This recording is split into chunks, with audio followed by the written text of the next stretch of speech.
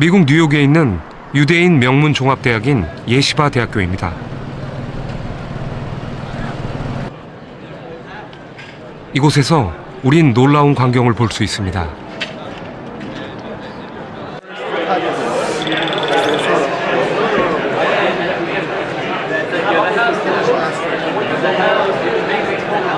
시끄러운 소리로 가득 찬 이 넓은 공간은 다름 아닌 도서관입니다. 학생들은 책을 펴놓고 큰 소리로 떠들고 있습니다. 언뜻 보면 상대에게 화가 나서 따지는 것처럼 보이는데요. So we are talking about Friday. I think so. Fine. So we're talking about Friday. Let's just try to think. If we run out of possibilities, we're running out of possibilities. What are we gonna do? Literally, what are you doing? What? What are you doing? What are we doing? We're studying. Talmud. You don't seem studying. You're just arguing. Yeah. So the way that it works is it's a unique learning style. Basically, the way it works is you learn in pairs called chabrusas. 학생들은 지금 하브루타 중입니다. Well, traditionally in the Talmud it means having a study partner. The idea is you learn better that way than if you just learn by yourself because someone challenges you. And this was true of my education also. I think one reason that the students did so well was we learned from each other.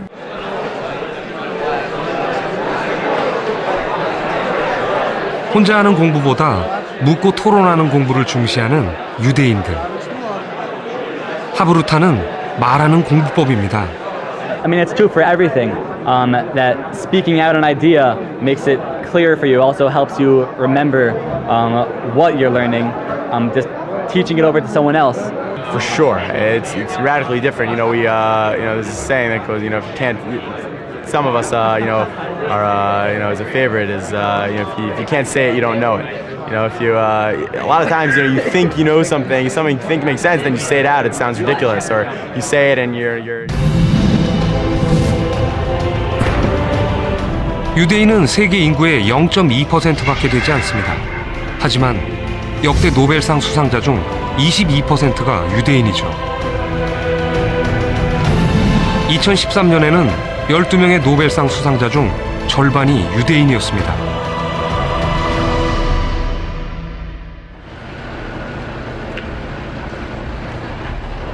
유대인이 금융, 경제, 법률 등 모든 분야에서 성공하는 비결.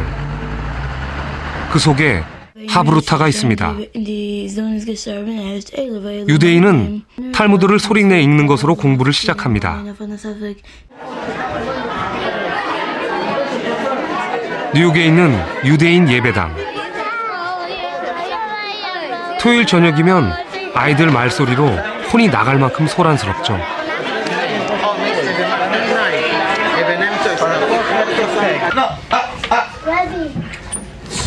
교실도 마찬가지입니다.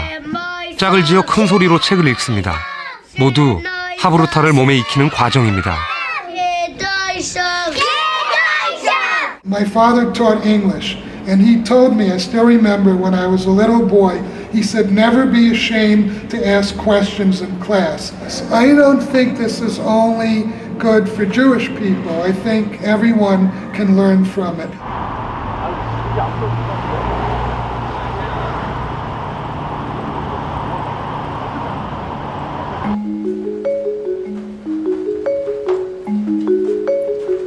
우리도 잠깐 공부를 해볼까요? 도서관 모양의 조용한 공부방입니다. 한 사람씩 칸막이로 나뉘어져 있죠. 지금부터 8명의 대학생들은 서양사의 한 부분을 공부하게 됩니다. 3시간 뒤 시험을 보기로 했습니다. 학교 시험도 아닌데 꼼짝 않고 열심히 공부하네요. 이렇게 열심히 해요? 시험 본다고 해서 옛날부터 시험 보면 막 연도 나오고 무슨 국가 이름 나오고 그런 것들 많이 나오잖아요. 일단 그런 것도 요청을 하고 있어요.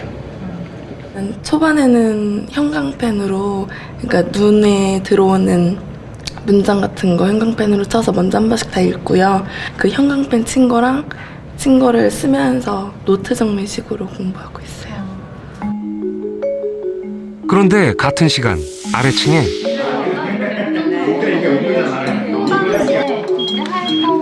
또 하나의 공부방이 있습니다. 말하는 공부방입니다. 이 방에서는 혼자 공부해서는 안 됩니다. 서로 묻고 설명하며 공부해야만 하죠. 다들 혼자가 익숙할 텐데 시끄러워 공부가 되기나 할까 걱정입니다.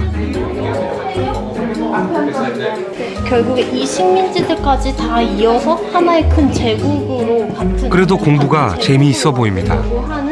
줄을 많이 치시거나 그러시진 않으셨네요. 이거 진짜 기억하고 보지 않고 말해야 된다고 염두에 두고 보니까 좀 더 이 기억을 주입시킬 때부터 좀 짜임새를 내가 먼저 구축하려고 노력을 하게 된 것 같아요.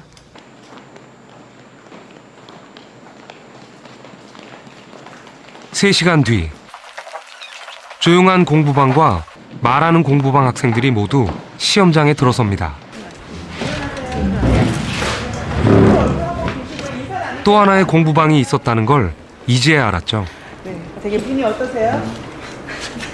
후회돼요. 더 열심히 할 걸 이렇게. 편한 마음으로 보려고 했는데 더 잘 봐야 되는 것 같은데. 지금부터 시험을 시작을 하겠습니다. 네, 문제지 펼치고 시험 문제 풀어주세요.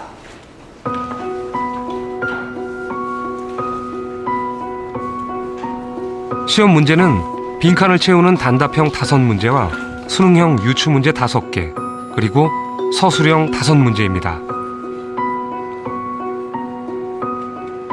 대학 수학능력 시험 검토위원이 문제를 출제했고 채점을 하게 됩니다.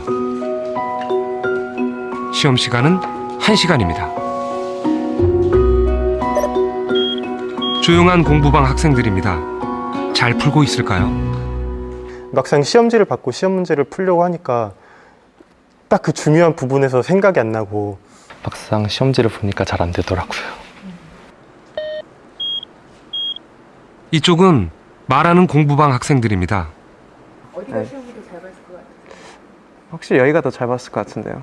자기가 아는 게 모르는 게 나오니까 아는 거는 제끼고 모르는 것부터 먼저 공부할 수 있는 그렇게 되거든요.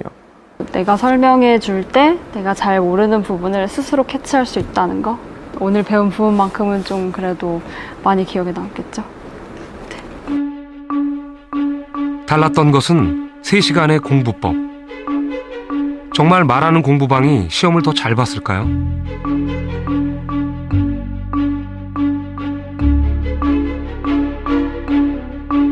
결과는 놀라웠습니다.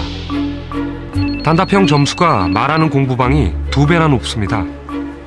수능형 문제도 더 높은 점수를 받았고 서술형 역시 말하는 공부방이 2배 가까운 점수입니다. 말하는 공부법엔 어떤 비밀이 숨어 있을까요?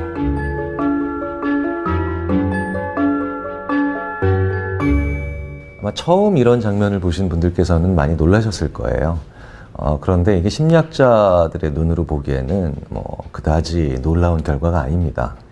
이른바 메타인지라고 하는 것이 있습니다. 우리가 일반적으로 하는 생각들, 이런 걸 인지라고 부릅니다.